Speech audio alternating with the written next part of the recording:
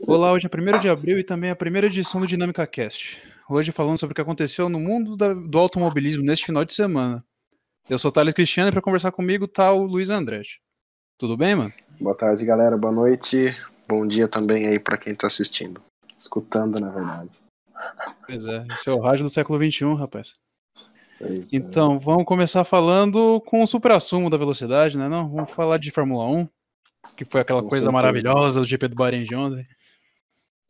Como sempre, né? Trazendo emoções aí, essa era híbrida aí que tá precisando.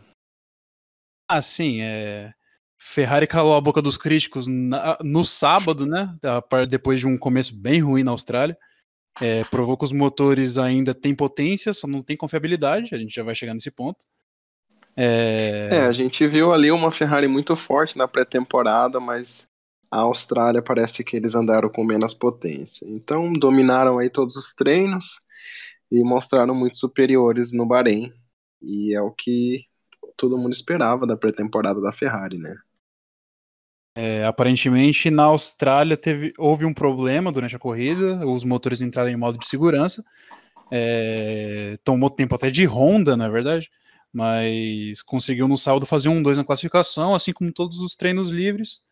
E foi a primeira pole do menino Leclerc também, né? Tem que evidenciar isso daí, porque foi um baita de um marco. O menino pilotou excepcionalmente, sem erros, fez a pole, sem nenhum tipo de nervosismo e fez a volta mais rápida, né? O que era previsto. Infelizmente aí, problemas no motor ocasionou isso, né? Isso, na corrida ele largou meio mal, acho que pela afobação, ser moleque ainda, 21 anos, né? O Vettel pegou a liderança, mas não durou muito. O ritmo de prova dele era menor. Aparentemente a Ferrari dele tinha mais asa e era mais lento nas retas. E também a gente tem que falar da atuação pífia, mais uma do Vettel, que foi muito complicado, cara. O Vettel aí se encontra numa situação difícil que eu não tenho uma opinião formada sobre, né? Várias vezes a gente vê que nas disputas roda a roda ele sempre vem aí se embananando um pouco, mas ainda é muito cedo, né? O campeonato tá embolado, você vê Verstappen em terceiro lugar, se eu não me engano, e a gente não tem muito que tirar ainda dessas duas corridas, creio eu. Assim, essa é uma fase psicológica do Vettel, não se sabe se é vida pessoal, se é pressão, se é fora de forma, não se sabe ao certo. Eu sei que já vai completar 1 ano que ele tá tropeçando nos próprios calcanhares, vamos dizer assim. E aquela rodada bizonha na disputa de posição com o Hamilton, certamente não vai ser uma coisa que o pessoal vai esquecer tão cedo. Com certeza ali ele mesmo pediu no rádio desculpas, né? Assumiu que o erro foi dele. E sorte que ele tem um carro ali para brigar ali, talvez pela P4 quase ali, mas deu P5, deu para salvar alguma coisa. Não era o ideal da Ferrari. Creio que ali, se ele não tivesse feito aquilo, pegaria um bom pódio, né? Em alguns pontos, estaria à frente do Leclerc ali na tabela atualmente. Sim. E a atuação da Mercedes, hein? O que você achou, cara? Bom, Mercedes mais uma vez é o Lucky Dog, né? Com sortudo que a gente vê isso há muitas provas e parece que os planetas se alinham para a Mercedes, né? Não sei como isso acontece. Hamilton sempre está na hora certa, no lugar certo e sempre levando aí a melhor. Não era o melhor carro, mas entre essa atuação do Vettel e essa quebra de componentes do motor do Leclerc ali, ele estava na hora certa e fez a corrida dele. Ele mesmo disse que não comemorou tanto a vitória, mas vitória é vitória e ele tá em segundo na tabela, né? Sim, mesmo que foi um meio ato de bom mocismo ali do Vettel, querer completar o Leclerc, falar isso no rádio pós-corrida e na sala pré-pódio, é uma excelente atuação dele, tipo, é a terceira vez, se eu me recordo, que ele ganha uma vitória na sorte, assim, teve Brasil ano passado, teve no Azerbaijão, teve dessa vez agora, e por isso que ele é um campeão, né? Às vezes também campeão faz de sorte. E o Hamilton, eu acho que da história da Fórmula 1 é o piloto mais sortudo aí a estar nesse nível, né? Todo mundo zombou dele em 2013, que ele foi para Mercedes, mas ninguém sabia que a Mercedes ia ser a dominante aí, talvez, da era híbrida, né? Pois é, cara. E o Bottas, e o que a gente tem pra esperar desse rapaz? A barba realmente vai fazer poder? Como que vai ser? Olha, eu tô torcendo mais pro Bottas do que pro Hamilton. É um cara que precisava aí de uma vitória, porém não fez muita coisa no Bahrein, uma pista que ele fez pole no passado. E a gente espera mais, né? Vamos ver aí se o Hamilton dê aí a altura do Bottas para ele fazer alguma coisa a mais. A gente vê que pela volta rápida ele está em primeiro lugar. E eu acho que essa volta rápida aí, esse ponto, vai dar uma polêmica até o final do campeonato. Pois é, todo mundo adora a história do underdog, né? Espera que aconteça de novo, como foi com o Rosberg em 2016, mas não sei se o Bottas realmente tem capacidade para isso, né? Eu também sinto essa insegurança do Bottas. O Rosberg ali, ele teve sim a sua chance em 2014, se eu não me engano foi 2014 ou 15 que ele perdeu uma corrida pela contaminação de volante, lembra? Que É ele 2014, foi em Singapura, né? E o sim. Hamilton também contou com essa quebra dele, mas a gente 2014 sempre. teve o problema no RS na decisão do Rosberg também, né? Sim, também. Foi duas quebras contra nenhuma do Hamilton, né? Aí, O Hamilton fora, teve uma, se eu não me engano, no Canadá, eu acho, naquele ano. as duas Mercedes, na verdade, né? Parece que andou ruim. Foi ali que o Daniel Ricciardo teve sua primeira vitória. E eu torço bastante pro Bottas, porém eu acho que se ele não mostrar tanto serviço assim, eu acho que ele vai ser esquecido e o Ocon vai pegar essa vaga. Tem vários caras na vaga, né? Tem o Russell, que vai testar pela Mercedes essa semana, nos testes no Bahrein. E ele também certamente vai ser um candidato. E a Williams, hein, cara? O que a gente tem pra comentar desse pessoal? Bom, eu acho que sem comentários, eu acho que é a palavra, né?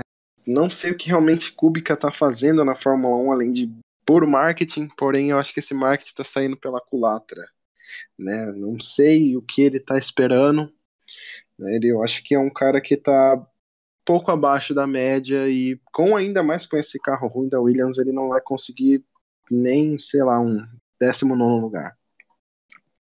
Tanto que na corrida de ontem, né, de domingo no Bahrein, o Kubica ficou 2 voltas atrás do líder, levou mais uma vez um açurro de seu companheiro de equipe, que é um moleque muito prodígio, e realmente é difícil, é triste. Eu não vou falar que é triste ver a Williams nessa situação, porque O é Williams uma, cavou isso, né? exatamente, é uma equipe com má gestão nos últimos anos e meio que pediu para estar no buraco onde se encontra. Mas o Kubica, pela toda a história, a gente fica meio mal em criticá-lo, mas ele era um cara que não precisava passar por isso na vida dele. Eu também acho que não. Para mim, eu vejo isso mais como talvez humilhação dele próprio, né? Poderia sim estar envolvido na Fórmula 1, mas não precisava com nenhuma necessidade de voltar para tomar uma volta do Russell com o próprio carro. E eu vi que na corrida passada, a primeira corrida, ele saiu reclamando que o carro dele estava diferente do Russell. Também ainda não tenho uma opinião sobre ele na Fórmula 1.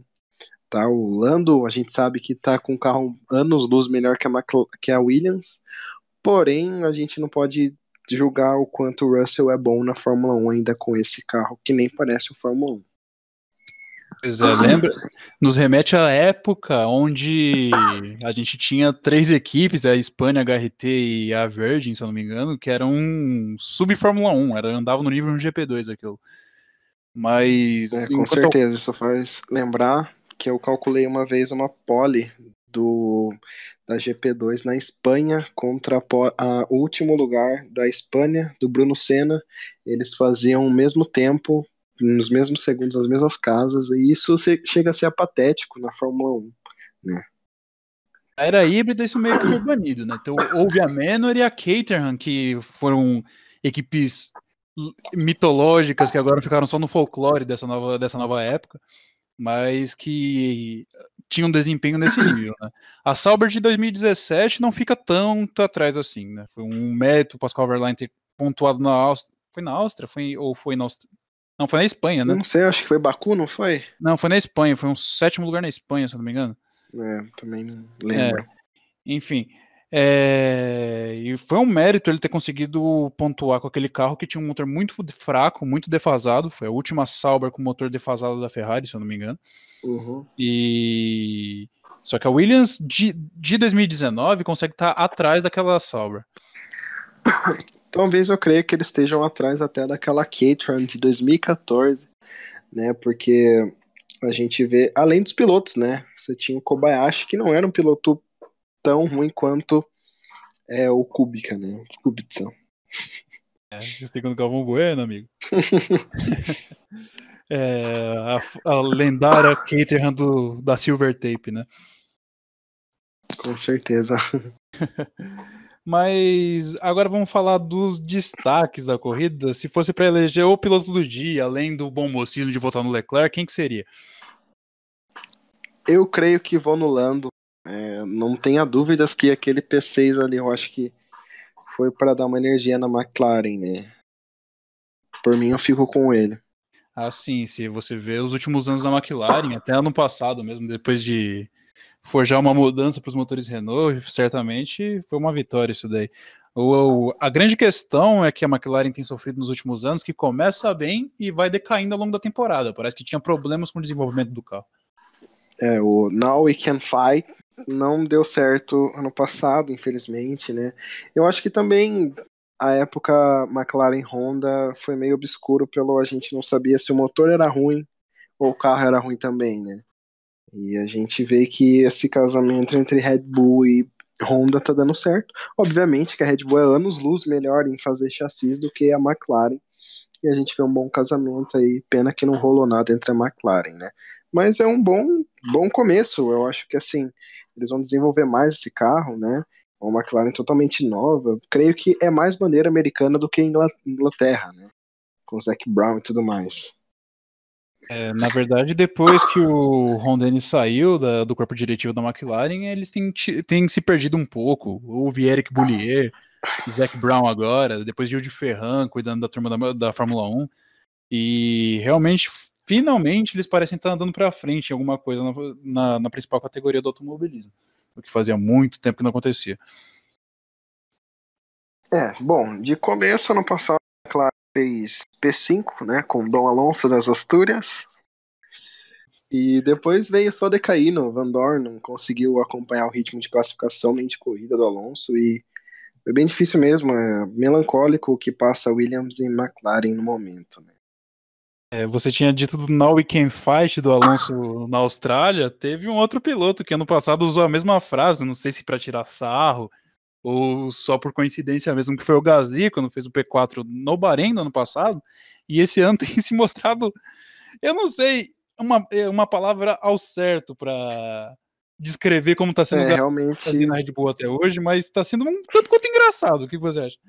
realmente a gente vê essa disparidade. Eu acho que assim, tem aquela coisa de você estar numa equipe pequena e se você fizer um bom resultado, é um super resultado, mas você está numa equipe grande, é obrigação sua fazer um bom resultado, né? Eu acho que o Gasly ali vai ter que pegar a mão, e se não pegar a mão ali entre Espanha, né, essas corridas mais do meio, creio ali que ele tá meio que na corda bamba para perder o lugar dele. É Não duro sei você. se Não sei se o Helmut Marko ainda tem essa política de substituir pilotos no meio da temporada, mas o Gasly ali tá parecendo muito apático, né, em relação ao Max, né? Talvez até teria, mas a Red Bull é uma equipe que, embora tenha estrutura gigantesca, se você olha para trás, assim, nas categorias de base, não tem mais tantos pilotos que quem a Toro Rosso poderia usar no futuro, né? Tinha o Hartley, que já era meio que inativo no programa. Sim. E agora quem? O Tickton, que não tem nem superlicença ainda. Eu creio que esse ano ele já pega a superlicença. Não sei qual campeonato ele tá competindo, não foi pra Fórmula 2. Creio aí que ele vai conseguir mais os pontos que faltam ali na GP3, atual Fórmula 3. Mas, né, a gente fica nessa. O que aconteceu com o programa de jovens pilotos da Red Bull, né? Um programa tão forte ali que vem há mais de 14, 15 anos, né? Desde 2005, com o Vitor Antônio Liuzzi, né? Ganhando a Fórmula 3000, que eles Christian Klein começaram. também, né? Christian Klein. Foi várias lendas que passaram pela Red Bull, né? Mas. E é duro que a gente que é fã, a gente se sente mal em ver o Gasly nesse tipo de situação, porque era um garoto que tinha um futuro promissor quando foi campeão da Fórmula 2. Fez atuações boas na Toro Rosso, tomando a vaga. e tudo, só que não estava pronto Tá para pressão, aparentemente. Tá muito abaixo da média do que ele competiu, né? Ele competiu na Super Fórmula, um campeonato japonês, que tem um calendário pequeno, porém ele quase foi campeão, né? Se não fosse aquela época que ele tinha Bom, que, né? que ele tinha que entrar substituindo o Kvyat, né? Eu acho que eu não sei o que tá acontecendo com o menino, é um que parecia ser promissor, não sei se ele vai entrar nessa espiral de que vai cair para Toro Rosso de novo. É melhor ele acordar, né? A gente vê que ele é bom, mas às vezes o psicológico da pessoa não tá muito bem no lugar, né? Você vê, tipo, a série da Fórmula 1 que saiu, deu pra ver um pouquinho que o Gasly tem muita mentalidade de menino mesmo, tipo, de jovem. Ele não se Apesar preocupa. de ser mais velho que o Max, ele é meio ainda tranquilão, né? O Max é um menino que tem muito sangue nos olhos e causa bons resultados, né? Você vê que ele, se não fosse safety car aí suspeito das duas Renaults, ele ia ser sim o pódio. E o segundo da Honda e o segundo do ano dele, né? Max vulgo galinho de briga, que, né? Mas, vamos continuar aqui a história, vamos falar de quem agora? Que tal falar das Renault? Você mencionou eles aí. O que você acha desse calvário que Daniel Ricciardo tá passando agora? Eu tô achando muito frustrante, eu creio que pra ele. É um cara que se mostrou ser muito bom psicologicamente, bom nas pistas, calculistas de ultrapassagens, está no carro que não sei dizer ao certo o que está acontecendo. Tá tomando tempo aí do Hülkenberg, né? Hülkenberg que saiu, se eu não me engano, de 19º para tava fazendo P6, né? No sétimo, eu acho, né? E o Ricardo ali, ele viu como a estratégia não deu certo, chegou a liderar voltas, mas tá um pouquinho abaixo do Hülkenberg, que não é o que a gente esperava, né? Sim. E quem diria, Red Bull mudou para Honda e em 2 corridas tem 4 abandonos de motor Renault e nenhum abandono de motor Honda até o momento. A gente viu que o motor Honda evoluiu, né? Os chassis Red Bull e Honda tá fazendo muito efeito. E é aquela coisa, né? A lei do retorno, eu acho que Red Bull tá pagando pelo. Tá, não. A Renault tá pagando pela. Você vê ali a arrogância, né? Do Cyril Abiteboul, que é o nome dele, né? E você vê que o pessoal, eles não emplacam um carro bom, né? A gente vê que o motor Renault é muito bom, porém eles não conseguem desenvolver o carro que seja a altura do motor, e eu acho isso muito frustrante vindo de uma Renault, né? Sim, querendo ou não, uma equipe de fábrica, né? E foi bastante assustador ver as duas Renaults abandonarem em uma curva do jeito que foi. Simultaneamente. Isso. Foi muito O estranho mesmo. Hülkenberg com o motor estourado, o Ricardo com problema elétrico, eu imagino, que ele quase foi eletrocutado na hora de sair, quebrou o protocolo e tudo. A situação tá grave na equipe, e eu sempre acho que a Renault, ela nunca vai ganhar sendo o amarela e preta, ou amarela e a branca, do jeito que era a época do Prost, né? Só ali veio ali no Mild 7, Mild 7. Eu acho que a Renault tem que Pode se ser, não pode mais, reinventar. pô. Eu acho que a Renault tem que reinventar para dar um carro bom pro Ricardo, que é um cara que merece estar na frente, né? Não sei como que vai ser a dança das cadeiras daqui 1, 2 anos. Não sei o que vai acontecer entre eles, se ele já vai perder a paciência com a Renault. Mas eu creio que nesse ritmo a Renault não vai chegar a lugar nenhum. E a Renault, querendo ou não, é uma empresa estatal francesa, né? E descarregar milhões e milhões de euros em desenvolvimento de carro, como o Mercedes e Ferrari fazem, é algo pouco inviável se olhar do ponto de vista corporativo, vamos dizer assim, né? Sim. Porém, dinheiro tem, né? A marca já é forte, mas realmente é uma incógnita que veio essa Renault da era híbrida, né? Sim, na verdade, a Renault, desde que assumiu a Lotus em 2016, né? 15. Não, Não, 2015 ainda era 16. a Lotus, 2016, isso. Desde que assumiu a Lotus, as operações da Lotus e voltou a ser uma equipe de fábrica em 2016, tem tido muito problemas com o downforce, né?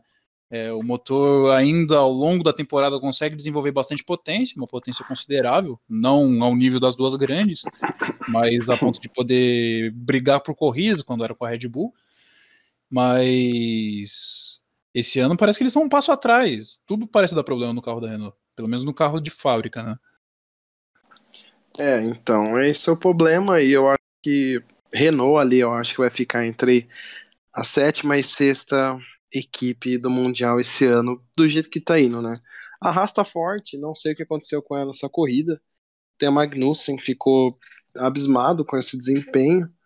O Grosjean a gente não precisa nem dizer, né? Eu acho que não vou esperar muito a pontuação dele.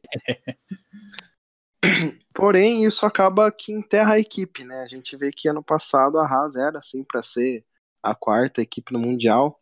Porém, Grosjean só foi pontuar na Áustria, né? Áustria. E isso é um problema grave, né? Então, a gente conta aí com 2017, sexto no Mundial. E 2017, 2018, quarto, né? Deu esse salto. Porém, não era para ser ela, né? Renault não era para estar em quinto, não era para estar em quarto. E a gente vai ver o que vai acontecer esse ano, né? Não tem muita expectativa na Renault, não. Agora que você comentou da Haas, é uma equipe, né, que após o investimento da Rich Energy, a famigerada empresa fantasma, que ninguém nunca viu uma latinha de energético, teve um início bom, fez um quali bom e uma boa corrida na Austrália, e na largada ficou marcado por causa do Grosjean, que foi abalroado pelo Stroll, pelo vulgo melhor que o Ocon Stroll, não é? Segundo o Sérgio Pérez. E se tivesse uma boa dupla de pilotos, cara, eu acho que dava até pra talvez encostar numa Red Bull, já que a Red Bull aparenta ser uma equipe de um piloto só esse ano. Mas eles vão ter que usar esse ponto a favor, né? A Red Bull ainda tá andando meio que só com a perna do Max, e contar também com a Honda, que talvez não possa estar andando bem em todos os circuitos, né?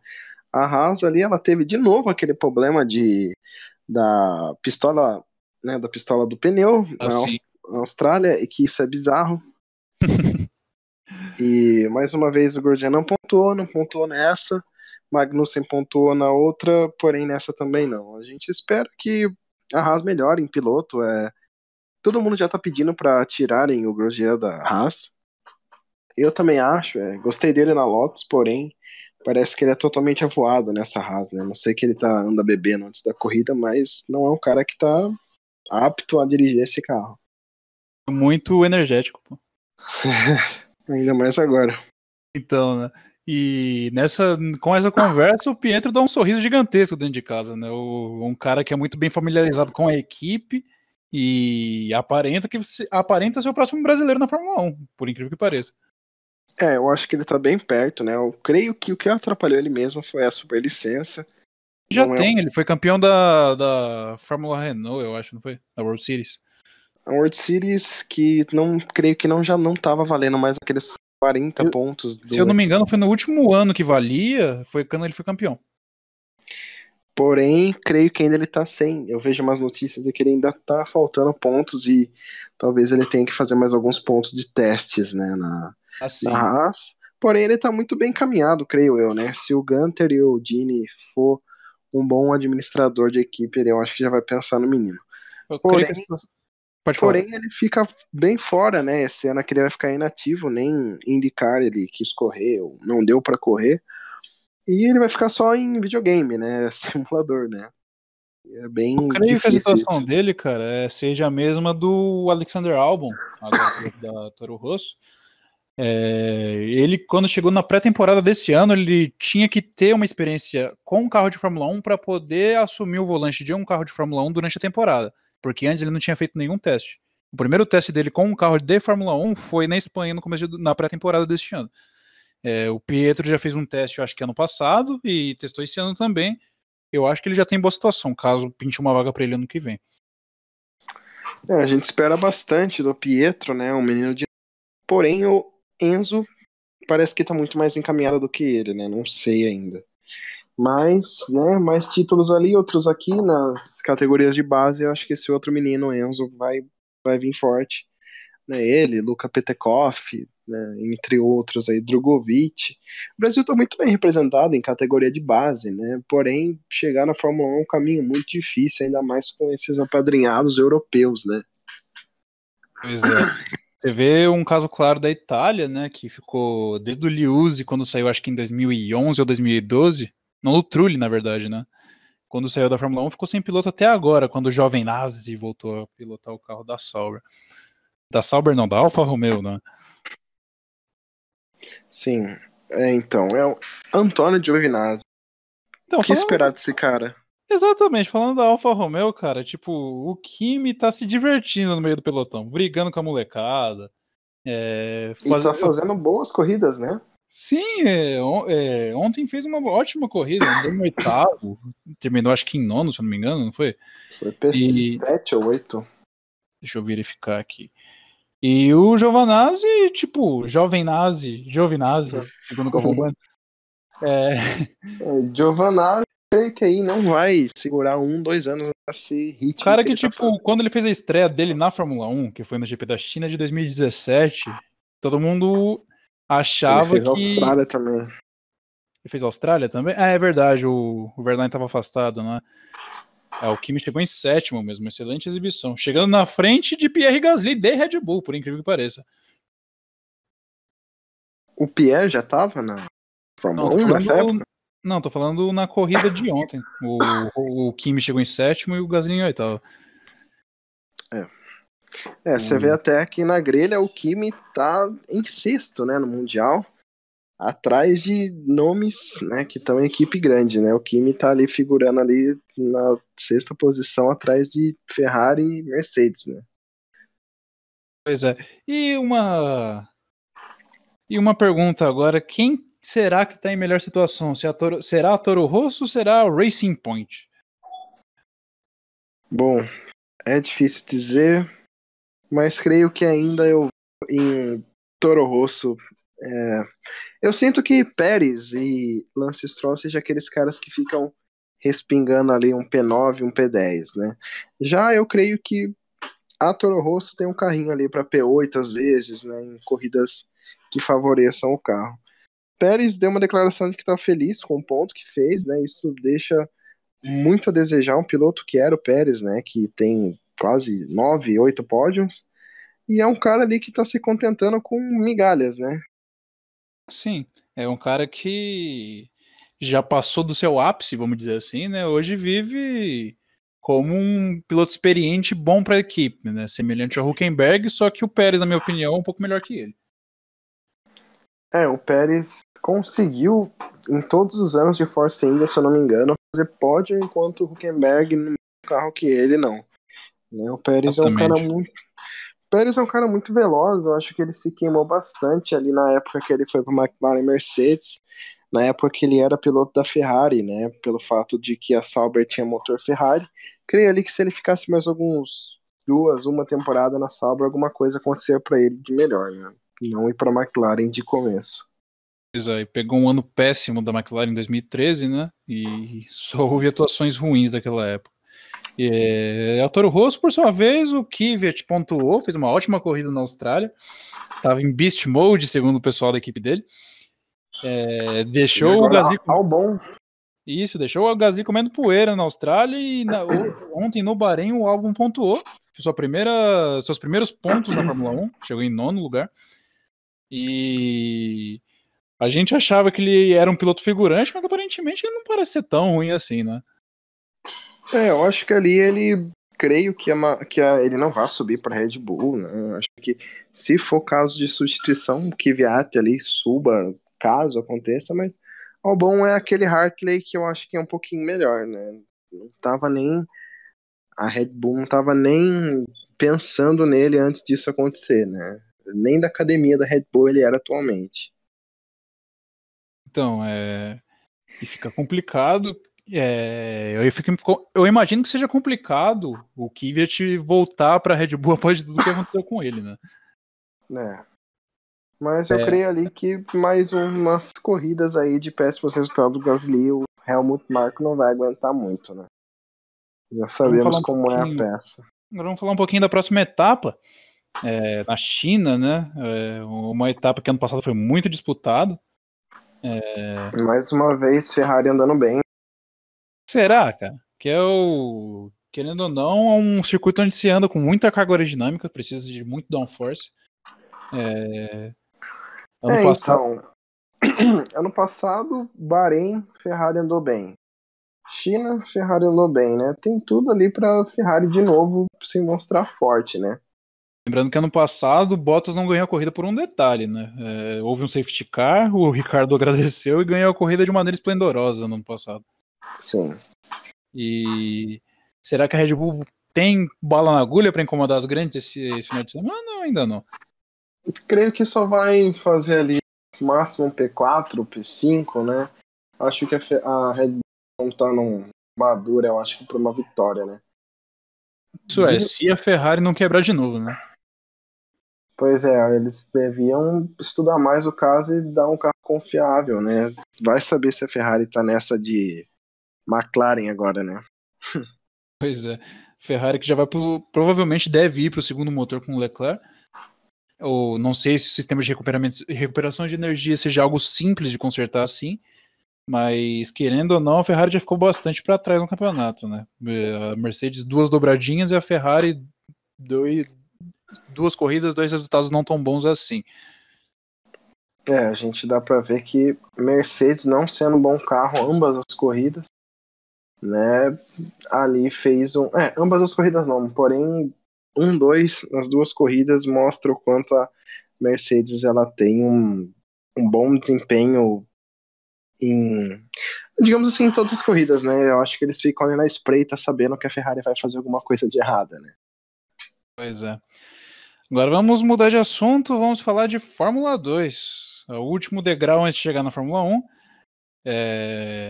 A gente teve a estreia do campeonato esse final de semana. 2 corridas, uma no sábado e uma no domingo, lá no circuito de Sakir, no Bahrein também. A primeira, o Giotto foi pole, largou muito mal. Quem acabou ganhando foi o Nicolas Latifi da Dams, companheiro do Sérgio Sete Câmara. Aparentou-se, deu-se essa impressão que a Dams tem o melhor carro do grid. Não que a diferença seja tão gritante assim, mas os dois pilotos da Dams andaram muito bem. O Sérgio largou lá atrás, mas fez uma excelente corrida no sábado. No domingo, o Giotto estava em modo de graça, largou lá de trás, fez uma parada a mais que todo mundo e mesmo assim ganhou a corrida. E agora eu te pergunto, desse grid, quem você acha que tem potencial para chegar lá um dia? Bom, eu preciso estudar mais aí esses dois pilotos que chegaram a ganhar, quais são as equipes deles pro futuro, mas eu sinto ali que o Sérgio tá um pouco perto. Se ele aí fizer esse meio termo aí de ser um cara de pódio, né? Se ele não for um cara de vitória que seja de pódio, de constância, talvez ele leve o título e garanta alguma coisa na McLaren futuramente. Mick Schumacher, né? Mick Schumacher não preciso nem dizer. Todo mundo ali da Fórmula 2 tem 30 mil seguidores no Instagram, o menino tem 500 mil. Não vou falar mais nada. Marketing puro, garoto, filho da lenda Michael Schumacher. Ele foi pole na corrida 2. O carro da Prema aparentemente não tinha um bom desempenho. Ele chegou, acho que na 5ª ou 6ª posição na segunda corrida e chegou em 8º na corrida do sábado. Ele tem uma tocada bem calma, vamos dizer assim. Ele não é nada agressivo, ele é bastante cerebral. Gosta de economizar equipamento. Não sei se porque o carro da Prema não era lá essas coisas. O Guelael, que é companheiro de equipe dele, abandonou no sábado e não foi tão bem assim no domingo. Mas seria um substituto para o Vettel no futuro ou é cedo demais para pensar nisso? Bom, vamos ver o que vai acontecer com o Vettel esse ano, né? E ano que vem também, quando acaba no final do ano, mas eu acho que é muito cedo para colocar o menino da Fórmula 2 na Ferrari, né? Porém, eu acho que ele vai ali substituir sim Antônio Giovinazzi, né? Eu creio que isso seja mais do que certo. Mais um ano, mais esse ano, mais o outro. No outro ano, o Mick vai estar aí na Alfa, junto com mais algum piloto aí que vai estar ligado. Pode ser até Enzo, né? Enzo Fittipaldi aí, quem sabe apareça na Alfa também um dia, substituindo o Kimi Raikkonen, que tem mais esse ano e mais outro, né? Sim, aparentemente o Enzo tá seguindo o caminho certo para um dia chegar na Fórmula 1, né? O Mick, eu imagino que ele deva fazer pelo menos mais uma temporada de Fórmula 2, porque acho que é a primeira vez Vamos na ver se carreira eles dele. vão conseguir. Vamos ver se a Prema vai fazer aquela chavinha de meio de temporada pra ele ganhar todas, como fez na Fórmula 3, né? Mas, Suspeitamente dominou tudo. isso daí é intriga da oposição, rapaz. Mas é a primeira vez que o Mick disputa uma categoria a nível mundial, tirando o kart quando ele era criança, né? E acho que vai demorar um pouco para ele se habituar, para poder chegar lá um nível. Mas em compensação, o 7, ele tem que esse ano mostrar serviço. Ano passado tinha justificativa que você tinha Norris e Russell no mesmo grid, que eram dois pilotos excelentes. Mas esse ano ele tem que mostrar para que veio. Vamos ver, né? Porque a gente sabe que brasileiro gosta bastante de dar sempre muitas e muitas justificativas de desempenho em corrida. Porém, né, tá tudo conspirando pro Sérgio fazer uma boa temporada ali, pelo menos um vice de honra, ou ser campeão, né? Ele eu acho que tem muito mais nome que Latifi e Ghiotto, né? Outro cara que tá perdido, que era só marketing, é o Fuoco, que foi pra Trident essa Pois é, cara. temporada. É um cara que aí não tem, creio que, nenhuma pretensão de vingar na Fórmula 1, né? O piloto Ferrari também. Cara, eu vou falar pra você que eu assisti as duas corridas do final de semana da Fórmula 2 e teve um cara lá que estreou que me chamou muita atenção, que é o atual campeão da GP3, que agora se tornou Fórmula 3, não é? O Antônio Hubert, que eu acho que ele é companheiro do Tatiana Caldeirão, naquele carrinho rosa, sabe? Ele é muito bom, Sei. ele é muito bom piloto, cara. Ele fez duas corridas excelentes. Deixa eu só checar aqui, mas se eu não me engano, ele pontuou nas duas corridas, enquanto a Tatiana Caldeirão, mesmo sendo a piloto mais velha do grid, nem perto disso chegou. Mas eu E acho.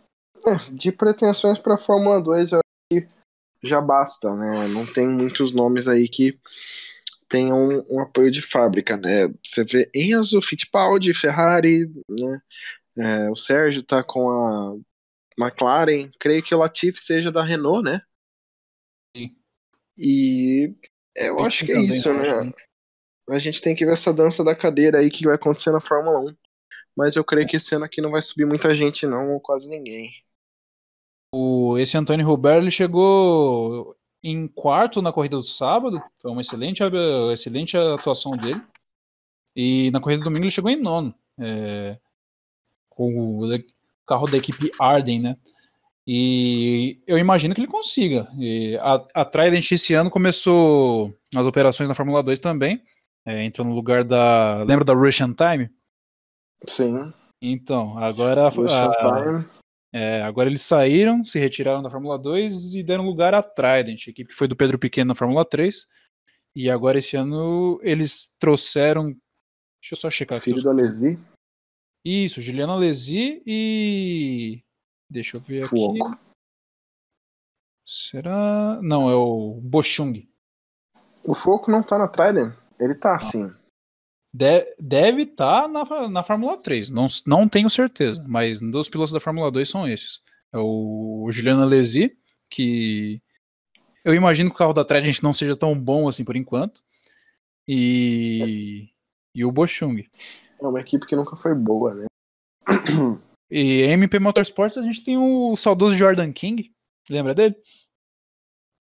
Figurou algumas corridas na Ed Carpenter ano passado, né?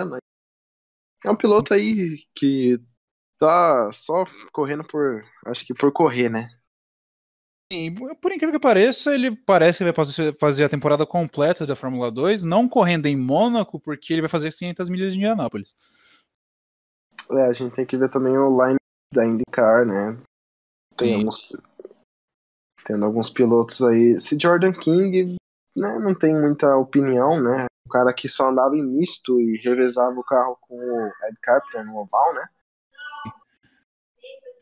E outra boa atuação foi do piloto chinês, companheiro de equipe do Ghiotto.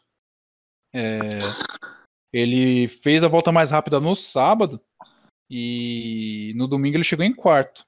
É o Zhu. Vou chamar só ele pelo sobrenome, porque com nome de chinês é complicado de falar, cara. Eu acho que um chinês pra entrar aí só com uma equipe chinesa é um bom investimento chinês, né? Do jeito que tá indo a economia, não é nada difícil, né? Mas ele aparenta ter talento. É o único piloto asiático. Asiático eu não vou falar porque é um contexto muito aberto, mas o único piloto chinês que eu me recordo de ter atuação decente em categoria de nível mundial, vamos dizer assim. Teve um chinês que fez alguns testes na Fórmula 1. Ele pilotou alguma temporada de abertura da Fórmula E, mas não. Eu lembro, ele foi bem mal na temporada de abertura da Fórmula E. É uma lenda esses caras aí. Pois é. Próxima etapa da Fórmula 2 acontece em Baku. Vai ser as duas corridas lá, que são tradicionais. E tem tudo para ter mais briga do que tivemos nesse final de semana, né? Que é um circuito bem travado, mas com muitas retas. Do caramba. Você corre com pouca carga aerodinâmica.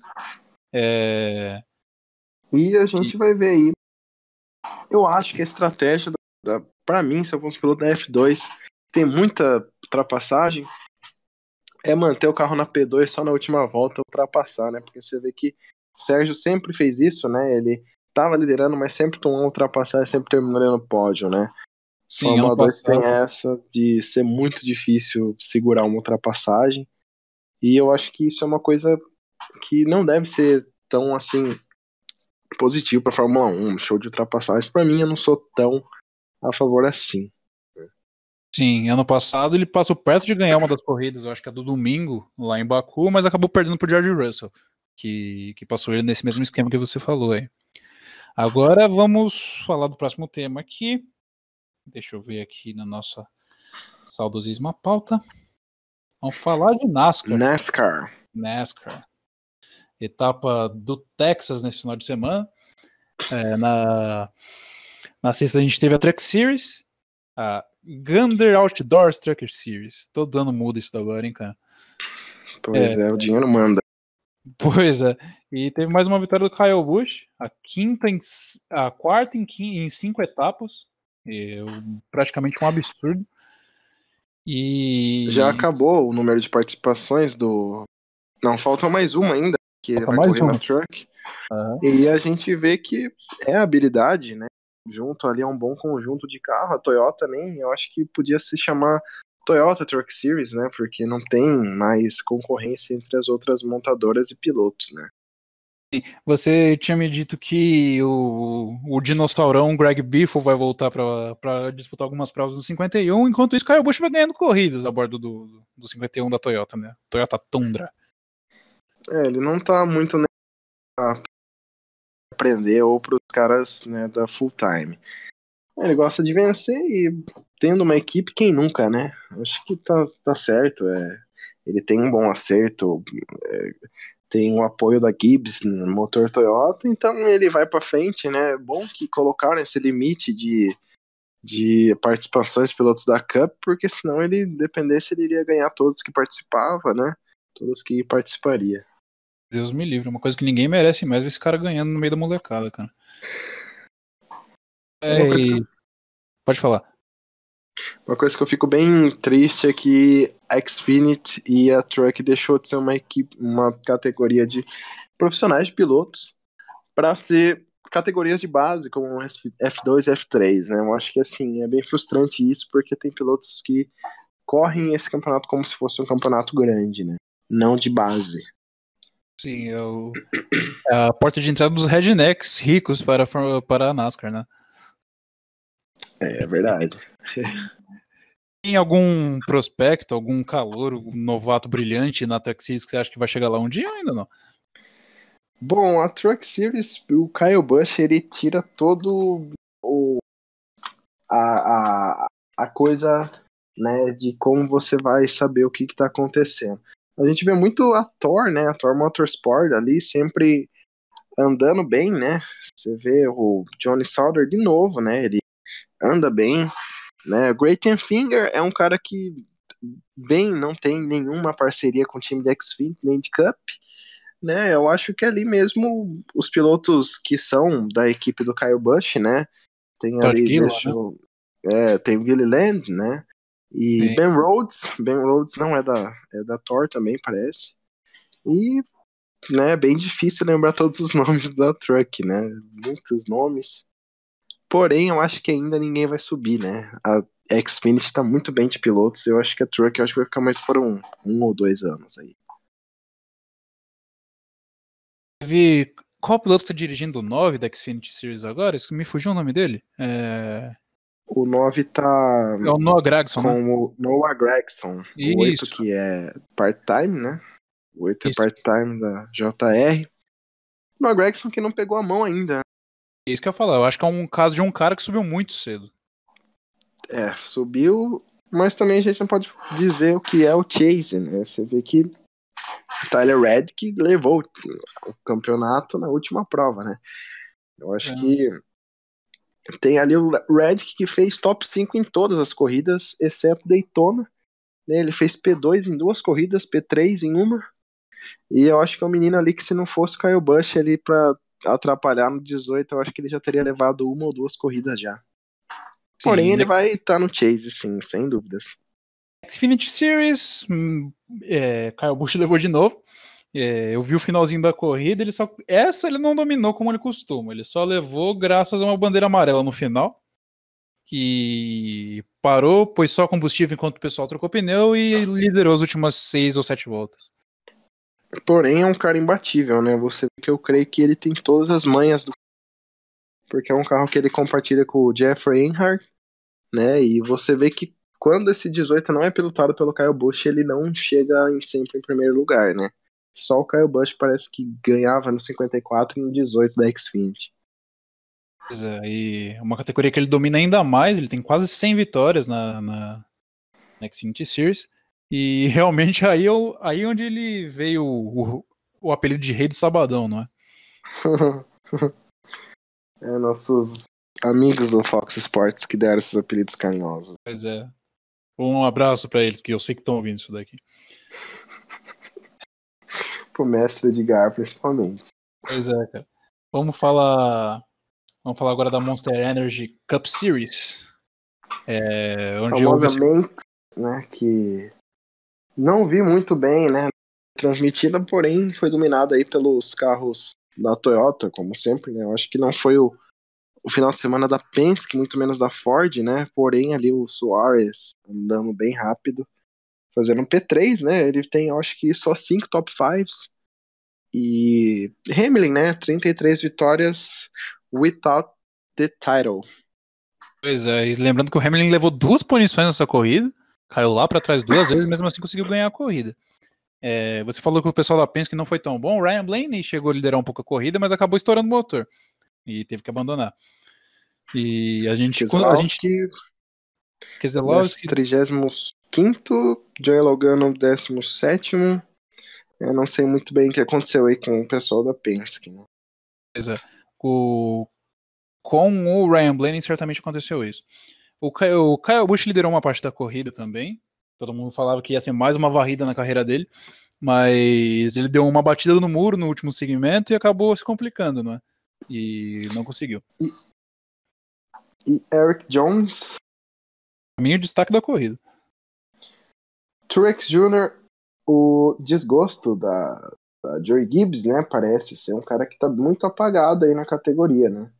Não pegou a Segunda, mão do, não na pegou a segunda mão do etapa da 19. temporada, se eu não me engano, foi. Deixa eu ver aqui.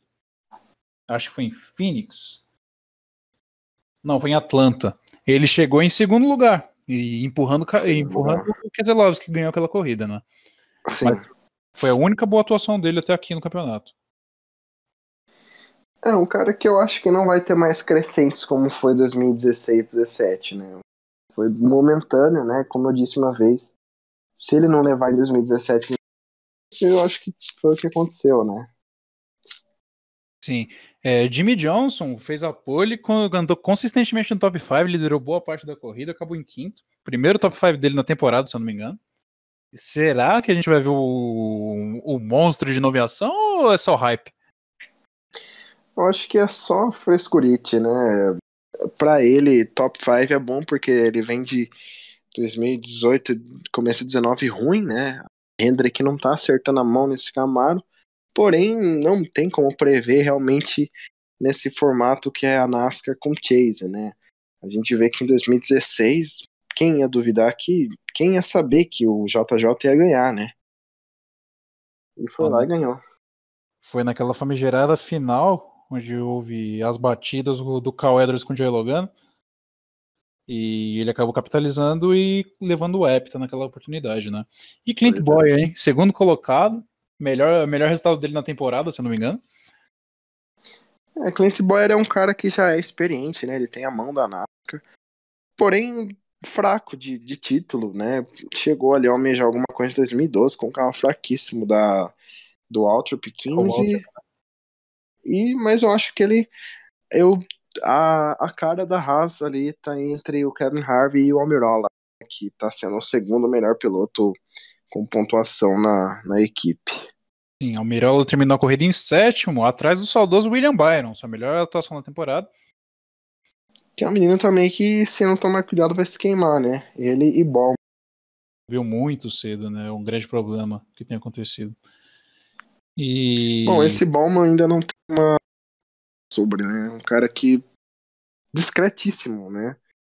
Discretíssimo, mas porém eu creio que ali é a cara da Hendrick, que é o Elliott. Vão fazer de tudo para que o Elliott vença o campeonato. O Elliott é o Charles Leclerc da NASCAR, né? Menino. Não tanto, acho que o Elliott é muito mais marketing. Ele não tem tanto talento assim. Talvez tenha se queimado um pouco, mas não aparenta. Ele tem mais vitórias que todos ali os. E com um carro inferior, né? Tirando o Jimmy Johnson lá, Hendrick, que você fala, né? Bom, mas a bala na agulha é o. Porém, tem o Johnson, mas é o menino do futuro, né? Eu creio. Tem 3 vitórias, Blaney 2, Eric Jones 1, e pena do Bubba Wallace, né? Não sei se ele é tão bom assim num carro bom. Uma pena. Porém, ele tem contrato até 2021 com a Richard Petty. Alex Bowman, um grande highlight da carreira dele foi tirar o Kansas da disputa por título em 2016, né? Na corrida de Phoenix. Correndo part-time, né? Que o Dale Jr. já estava recém-aposentado por causa de uma concussão. Ele em Phoenix tirou o Kenseth da corrida enquanto ele liderava e acabou com as chances de título do experiente. Saudoso Matt Kenseth. Coisas da NASCAR, né? Você coloca um cara pagante time para atrapalhar a corrida dos outros. Pois é. Agora vamos dar umas notinhas de rodapé aqui, que são categorias que pouca gente acompanha. Não no caso da MotoGP, que eu vou comentar aqui também, mas mais no caso do WRC, do Mundial de Rally. Na MotoGP, o Marc Marquez fez a pole no circuito de termas de Rio Hondo, na Argentina. Na corrida, ele com muita facilidade abriu mais de 10 segundos na liderança, o que é uma coisa absurda quando se trata de MotoGP. E a grande surpresa foi o velho Valentino Rossi, que conseguiu... Tá com uma moto maravilhosa, preta da Monster. Sim, você viu?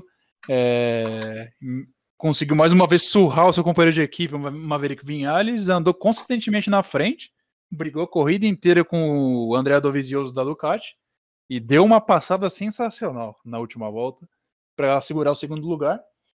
O Dovi que tinha ganho a primeira corrida lá no Qatar, chegou em terceiro e agora segue de perto o Marques pela liderança do campeonato, né? Pelo jeito é assim que vai se encaminhar a briga pelo resto da temporada, como tem sido os últimos 2 anos. E Jorge Lorenzo? O Lorenzo, cara, ele terminou em 14º lugar, com a mesma moto do Marc Marquez. No Qatar também ele terminou fora do top 10. E o povo começa a criticar, embora ele alegue que esteja sofrendo de uma lesão nas costas, mas com o hype que ele chegou na Honda, ele tá sofrendo muito, muito, muito. É uma coisa que eu reparo muito é que o Jorge sempre se machuca e cai com aquela saída de traseira, que é sempre fazendo uma curva e a moto dá uma chicoteada, ele cai sendo arremessado. Muitas vezes eu vi ele fazendo isso, não sei se é alguma habilidade que ele não tem, que ele sempre faz uma curva e sempre se machuca caindo na moto na curva quando ela é arremessada. E o que aconteceu, né? Que ele tá machucado agora, como ele caiu, desse jeito que eu te falei, né? Não sei. É a Que se queda passa, né? high que o pessoal fala. Ele já perdeu um pedaço do dedo num acidente desses e já quebrou a clavícula uma ou duas vezes, se eu não me engano. Ele gosta E de cair assim. sim. Enquanto o Marques é um piloto seguro, é um prodígio. Ele tem tudo para ser o novo Valentino Rossi da história da MotoGP. A MotoGP que é um campeonato que, assim, tem muito domínio de um só piloto, né? Sim. O Valentino Rossi. De 2015 para cá, que foi na época mais embolada da rivalidade de Lorenzo, Rossi e Marques, foi bastante intenso, vamos dizer assim, bastante midiático. Lembrou bastante Fórmula 1 na época do Senna e Prost.